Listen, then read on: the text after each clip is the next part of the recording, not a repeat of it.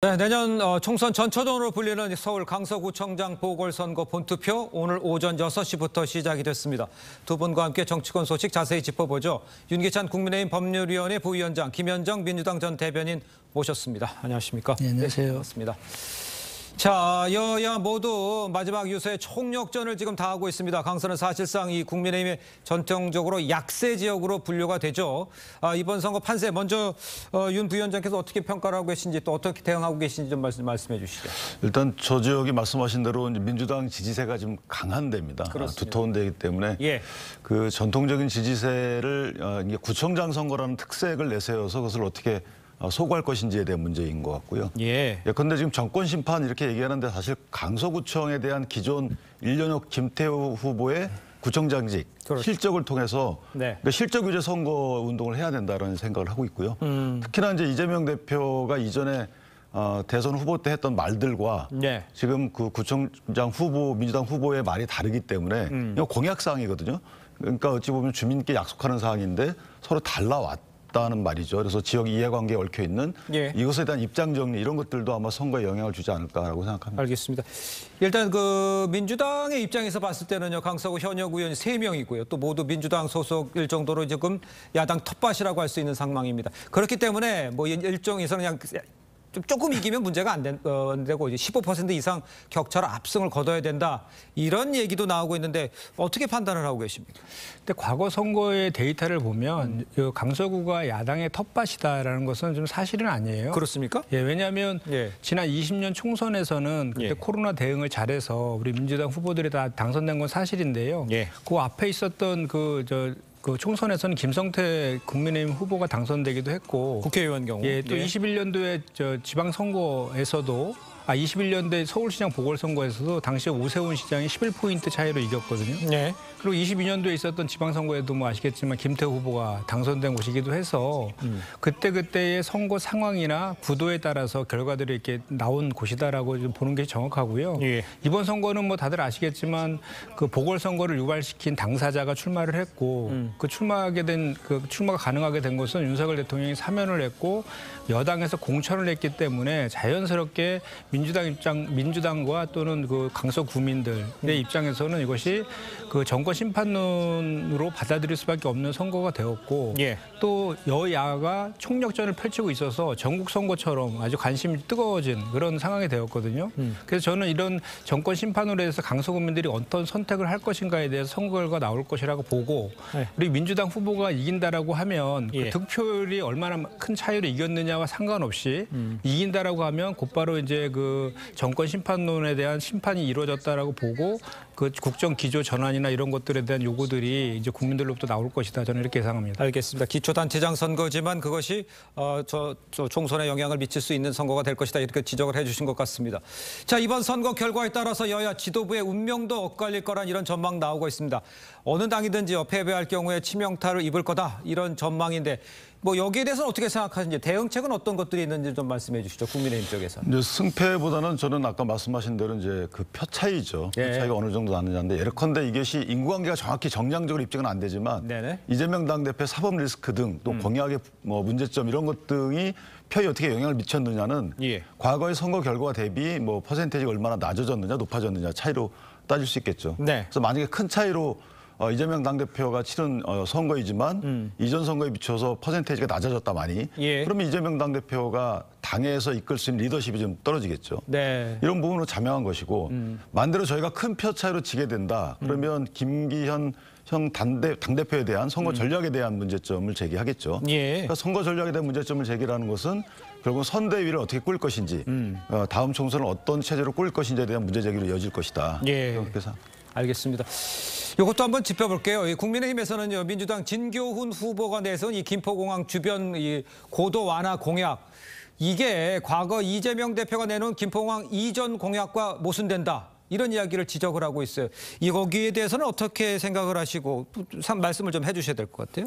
일단은 공약이란 것은 이제 국민과 유권자들과 약속인데 그것을 실제로 이제 실현하기 위해서는 뭐 정부라든지 또는 주변의 지자체들과의 협의라든지 또는 조정 같은 과정들이 이제 이루어지고 그것이 가능해야지 이제 공약이 실현되는 거지 않았습니까? 그래서 이게 이 공약에 대해서 그 김포공항 이전과 관련된 공약은 그 개항을 당대표 이전의 개항을 그 총선의 보궐선거 때의 공약이고 지금 이 진교훈 후보가 고도 제한 완화하겠다는 것은 현재 김포공항이 지금 강서구에 있기 때문에 그걸 전제로 산 공약이기 때문에 서로 배치되거나 뭐 모순된다라고 그렇게 생각하지는 않고요. 그것에 큰 의미를 부여할 것은 아니다라고 저는 생각합니다. 왜냐하면 모든 공약들이 다 100% 이행되는 것은 아니기 때문에 그렇습니다. 그렇지만 이제 유권자 입장에서는 당 대표가 했던 그 바로 옆에 개항을에 있는 이재명 대표의 국회의원이 얘기한 김포공항 이전과 지금 개발하겠다는 고도 제한 풀겠다. 이게 좀 상충되는 상황 아니에요? 고도 제한 완화라는 것은 어쨌든 공항을 존치한다는 전제하에 나온 공약이잖아요. 그런데 이재명 당대표가 사실 민주당에서 차지하는 비중이 크잖아요. 그러니까 이재명에 의한 이재명을 위한 이재명이 민주당이기 때문에 그렇다면 이재명 당대표가 대선 후보 때 세운 말은 뭐였냐면 강서구의 자산이다라고 말씀을 하셨단 말이에요. 김포공항은 강서구의 자산이다. 따라서 지금 말하고 똑같아요. 그런데 개항으로 가시면서 개항에서는 이전이 이제 더 유리하니까 개항으로 가면서 이전을 해야 된다라고 공약을 내세웠어요. 그렇습니다. 그렇다면 이재명 당대표가 의사결정권자인데 사실은 앞으로 그러면 저 진교훈 후보가 내세웠던 저 공약이 이행될 것인가. 가장 최근에 이재명 당대표 입장은 김포공항 이전이었거든요. 그렇습니다. 더군다나 송영길 대표의 경우에도 시장 선거 때 서울 시민들은 김포공항 이전을 원하지 않아요. 왜냐하면 접근성 때문에. 그런데 송영길 대표는 개항에서 본인은 서울시장 출마하면서 또 이전을 약속을 했어요. 공약을 냈었어요. 그러니까 이게 뭔가 모순되고 그때그때 다르다. 다 공약에 대한 신빙성이 떨어진다 이런 취지이기 때문에 이것은 말씀 주신 것처럼 이게 공약이 이행되는 과정에 대한 문제점이 아니고 공약을 한 당사자의 말의 신빙성, 신뢰성 이거에 대한 문제거든요. 그러니까 문제가 있다라고 생각합니다. 알겠습니다. 이것도 한번 살펴보죠. 이번 선거에서는 총 6명의 후보가 출마를 했습니다. 진보정당이 정의당, 진보당, 녹색당 각각 후보를 내면서 진보 진영 간 경쟁도 좀 치열할 것 같은데 그 민주당을 제외한 그 진보정당의 투표 상황 이런 것들은 어떻게 평가를 하십니까? 그러니까 이번 선거가 우리가 누누이 이제 지적했지만 전국 선거처럼 이제 커졌어요, 판이. 그래서 국민의힘과 민주당에서 전당 총력 지원 태세를 지금 갖추고 있는 선거라서 물론 이제 소수 정당으로서 각 정당이 이제 추구하는 이제 그 가치나 뭐 공약들이 있을 건데 그 선명성을 부각해서 노력하겠지만 이 선거가 워낙 지금 양당 체계로 지금 과열되고 경쟁이 심하기 때문에 그 소수 정당에 있는 표들이 양당으로 흡수될 가능성이 높아서 이번 그 보궐선거 결과에는 큰 영향을 미치지 않을 거라고 생각합니다. 알겠습니다. 이번 결과 한 오후 자정쯤에서 결과가 나올 것으로 좀 예상이 되고 있습니다. 자, 지켜보도록 하고요. 다음 이슈도 보겠습니다. 국정감사 첫날인 어제 이 각 상임위마다 여야 거세게 충돌을 했죠. 국감 이틀째인 오늘 이 법사위에 법무부 국감 예정돼 있습니다. 이재명 대표 수사 등을 놓고 난타전이 예상이 되고 있는 상황이죠. 자, 먼저 한동훈 장관 등판한 만큼 야당 공세가 더욱 거세질 것으로 지금 관측이 되는데 민주당에서 어떤 점을 한 장관한테 좀 집중할 거라고 예상을 하십니까? 뭐가 좀 문제입니까? 일단은 이 국정감사가 한 해 동안의 국정 전반에 대해서 감사하고 대안을 제시하는 자리잖아요. 그렇습니다. 그래서 저는 우리가 그전에 늘상 우리 야당과 한동훈 장관 간의 그런 정쟁하는 모습 그런 것보다는 법무부 업무 전반에 대한 개선하는 그런 장이 되어야 된다고 생각하고 그래서 민주당도 그거에 대한 그 자료 준비라든지 이런 준비들을 잘 해야 될 것 같고 한동훈 장관 같은 경우에도 기존처럼 그렇게 도발적이거나 감정적인 표현보다는 법무부 장관으로서 이렇게 법무부의 업무를 어떻게 개선할 것인가에 대해서 좀 정치적 중립성을 하는 그런 태도를 가지고 좀 대응했으면 좋겠다는 말씀을 먼저 드리고 자연스럽게 이제 이번 법무부 국감에서는 이번에 영장 기각과 관련돼서 이 검찰의 그 과도한 수사, 관행 이런 것들 그리고 피의 사실 공표라든지 또는 과도한 인신 구속을 통한 수사, 관행 이런 것들에 대한 지적들이 좀 있을 것 같고요. 그 외에도 뭐 그 대법원의 판결이 받은 그 특활비와 관련돼서 아직 뭐 시발된 영수증을 제출한다든지 아직 자료를 폐기했다든지 이런 각종 의혹들이 있거든요. 이 문제 그리고 또 최근에 계속해서 이제 그 장관 임명과 관련돼서 그 대법원장도 이제 부결되는 초유의 사항이 이제 발생했는데 이런 거 관련된 그 법무부의 인사 검증 시스템의 시스템 잘 운영되고 있는지 이런 것들에 대한 전반적인 것을 다룰 것이라고 예상합니다. 알겠습니다. 난타전이 예상이 될 것 같아 보여요. 자, 근데 야당에서 이제 이 대표에 대한 영장 기각을 근거로 편파 수사 주장을 펼칠 것으로 보이는데 한 장관은 야당 공세 어떻게 방어할지 또 뭐 그냥 뭐 그냥 뭐 받아들여 이러지는 않겠죠? 봤을 것 같아요. 아니 근데 야당에 만약에 그 영장 기각을 기화로 해서 부실 수사다라고 주장을 하면 한 장관은 그렇게 얘기해야 돼. 더 수사를 독려해달라. 부실 수사이기 때문에. 그러니까 편파 수사라는 개념이 있을 수 없는 거고요. 편파 수사라는 개념은 대조적인 사건 하나가 있어야 되는데 그것은 서민들한테 그런 기준을 대지 않잖아요. 그러니까 만약에 보편적인 문제 제기를 하면 가능해요. 영장이 발부됐거나 기각된 이 사안 중에서 따져봤더니 이것이 나중에 법원에 가서 무죄 확률이 높더라. 그러니까 일반적인 데이터를 갖다가 따져보면 그러니까 이걸 어떻게 고칠 것이냐 이런 거에 대한 보편적인 문제 제기는 가능해도 이재명 당대표에 대해서 영장 기각됐으니까 문제가 있다는 주장을 왜 못하냐면 아니 영장 기각된 이유가 당대표 지위가 가장 컸잖아요. 영장 전담 판사가 당대표라는 지위를 썼고요. 그다음에 건강을 본인 스스로 좀 그 생리적 훼손한 부분도 또 없잖아 영향을 미쳤던 것이고. 그다음에 그러면 검사 사칭 위증 교사에 대해서는 민주당 입장 표명하지 않잖아요. 그러니까 선별적인 영장 기각에 대한 문제 제기는 할 수 없을 것이고 만약에 그 문제 제기를 한다는 것은 이재명 당대표 1인에 대한 자기 이해관계가 얽혀 있는 것에 대한 문제 제기이기 때문에 이건 국정감사에서 할 얘기가 아니죠. 이거는 저도 약간 좀 반박을 좀 해야 될 것 같은데 이제 편파 수사 말씀하셨으니까 편파 수사라는 것은 예를 들면 하나의 예를 들면 이제 고 김문기 씨를 몰랐다라고 해서 선거법 기소가 됐잖아요. 그렇습니다. 또 비슷한 사례였던 그 후보 당시에 윤석열 후보 같은 경우에는 김만배 씨를 몰랐다라고 한 게 있어요. 그거에 대해서는 검찰은 이것이 허위 사실이 아니라 주관적 인식이기 때문에 그것을 무혐의 각하 처리한 적이 있거든요. 이런 거에 대해서 이렇게 서로 차별적인 거 그리고 그 야당 인사에 편중된 그 수사 그리고 여당 인사에 대한 관대한 수사 이거에 대해서 지적을 좀 한 것이라고 보고요. 제가 말씀드린 것은 아까 말씀드리려고 했던 그것입니다. 형사사법 그 연구원의 그 통계에 의하면은 2015년도부터 6년 동안 구속 기소돼 가지고 무죄 받은 사람들이 905명이라고 합니다. 그래서 이런 구속 기소에 대한 구속 수사에 대한 오남용에 대해서 지적을 좀 하고 있고요. 특수부 수사를 받다가 10년 동안 사망한 사람이 100명에 달한다고 하고 있거든요. 그리고 이제 구속 수사에 대해서 구속 영장 신청을 했을 때 이게 받아들이는 확률이 82.2%랍니다. 그래서 며칠 전에 한동훈 장관도 그런 얘기를 했잖아요. 판사 한 명이 하루 동안에 수만 페이지의 자료를 보고 제대로 된 판단을 하는 것이 사실 현실적으로 쉽지는 않다. 이런 지적들을 하고 있지 않습니까? 그런 거에 대한 인신 구속을 통한 기소 간행 이런 것들에 대한 기본적인 그 문제점들에 대해서는 개선할 필요가 분명히 있는 것이죠.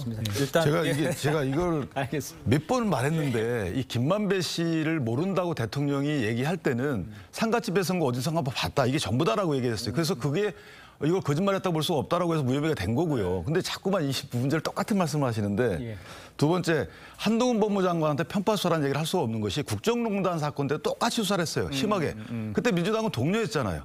오히려 구속하지 말라고 했나요 그때? 근데 지금에 와서 또 갑자기 또 저렇게 말씀하시니까 이건 이해관계에 따라서 국가기관의 단체인 민주당이 그렇게 입장이 바뀌면 안 된다. 알겠습니다. 일단 법무부 국감이 지금 뜨거울 거라는 걸 여기서 느낄 수 있을 것 같아요. 좀 진행을 좀 더 해보죠. 야당에서는요. 김행 여가부 장관 후보자 인사검증을 두고도 한 장관 책임론을 제기를 했습니다. 박주민 원내 수석 부대표의 발언을 먼저 듣고 이야기를 이어가겠습니다. 최근 장관 후보자들 몇몇 다 기자분들 보셨을 겁니다. 정말 장관을 할 만한 분이라고 생각되는 분이 없을 정도입니다. 이런 후보자들 누가 인사검증하고 있죠? 인사정보관리단에서 검증하고 있습니다. 누가 책임자죠?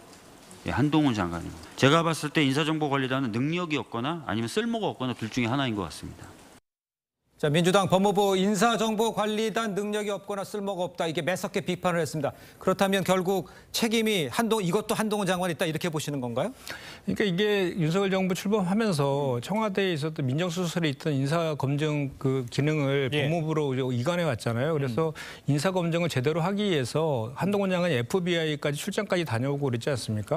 그럼에도 불구하고 지금 제가 알기로 6명의 장관급 그 후보들이 중간에 낙마를 했고요. 그다음에 18번째 이번에 신원식 장관으로 해서 18명의 장관들이 청문 보고서가 미책된 상태로 임명이 됐어요. 이와 관련해서는 인사 검증이 제대로 되고 있냐라는 기본적인 비판을 할 수밖에 없는데 그 이전에 이제 그거보다 더 큰 문제는 윤석열 대통령이 임명한 내정한 인사에 대해서 과연 그 그 최측근인 한동훈 법무부 장관이 그에 대해서 검증을 할 수 없는 것 아니냐는 그런 근본적인 그런 문제 지점. 그러니까 윤석열 대통령이 부적합한 인사를 내정하는 거기에 더 큰 문제가 있다라고 저는 어떻게 생각합니다. 생각하십니까? 근데 이게 인사검증 시스템을 몰라서 박주민 의원이 저렇게 말씀하시는 거예요. 이게 인사기획관실에서 인사 추천을 해가지고 검증 의뢰를 합니다. 그러면 법무부 산하에 있지만 독립적으로 움직이는 인사검증단에서 여러 가지 세평 수집을 하고 또 국세청 등으로 자료 제출받고 본인의 체크리스트하고 이걸 대조해요. 그래서 검증 보고서를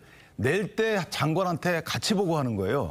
중간 보고를 하지 않습니다. 그러니까 한동훈 장관도 중간 보고 받지 않겠다 그랬거든요. 근데 검증 보고서를 내게 되면 공직기강 비서관실에서 거기에 평가를 하는 거지 검증단에서 평가하지 않습니다. 그러니까 검증 보고서를 사실관계 그대로에서 내는 거라서 이게 인사검증단에서 만약에 어떤 걸 놓쳤다 그러면은 검증 보고서상에 뭐가 누락됐다. 지금 이거 모르시잖아요. 박주민 의원이 모르는 상황에서 이게 인사검증단의 문제다. 이게 주장 자체가 한동훈 장관한테 책임 미루기고 어디서 뭐 어떤 문제가 있었는지 모르겠지만 어쨌든 최소한 검증 보고서를 장관이 사전 보고받지는 않는다. 이렇게 알겠습니다. 이 부분도 아마 법무부 국감에서 아마 치열하게 부딪힐 것 같아요. 자, 민주당에서는 국감 이후 한동훈 장관의 탄핵 여부도 결정하겠다 이런 입장이었죠. 이에 대한 한 장관의 반박도 직접 듣고 오시겠습니다. 장관님의 탄핵을 민주당에서는 국감 이후에 보고 결정하겠다 이런 말을 홍익표 원내대표가 하셨는데 왜 지금 안 하시죠? 왜 지금 안 하시는지 모르겠네요.